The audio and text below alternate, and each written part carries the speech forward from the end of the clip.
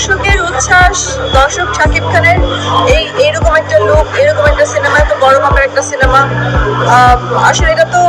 অবশ্যই ভালো লাগারই কথা, মানে অনেক বেশি, মানে আমার কল্পনার বাইরেও আমি যা দেখেছি যে আমরা এতটুকু আশা করিনি হয়তো। আমার পরিচালক পাশে আছে, বানানোর সময় আমরা প্রথম বলেছিলাম আমরা একটা ভালো কিছু বানানোর চেষ্টা করছি, বাট এতটা মানে দর্শকের সব শ্রেণীর দরকার, একদম ছোট বাচ্চা থেকে শুরু করে বয়স্ক লোকজন যারাই সিনেমাটা দেখছেন, আমাদেরকে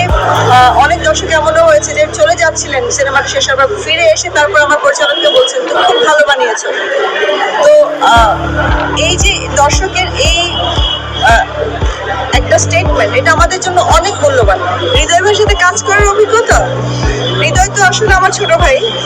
সো ওর সাথে কাজ করার অভিজ্ঞতা আমার দারুণ, কারণ ওর কোনো কিছুতে যদি আমার কোনো কমপ্লেন থাকে বা কিছু থাকে আমি ওকে ডাইরেক্ট বলতে পারি, তো আর ও কিছু বলতে পারবে না আমাকে। বাট ও amazingly is a very good director, কারণ ওর হয় না যে কাজ করতে গিয়ে এত সুন্দর করে জিনিসটাকে বের করে নিয়ে আসে, এত ভালো ডিরেকশন দেয় যে একটা খুব মানে এত সিম্পল ওয়ার্ডে এত সুন্দর করে বুঝিয়ে দেয় যে যে কেউই খুব সহজেই ডেলিভার করতে পারে। তো আর ও খুব বেশি পার্টিকুলার যে ওর শটটা এরকমই হতে হবে, এরকমই দেখতে চাই আমি।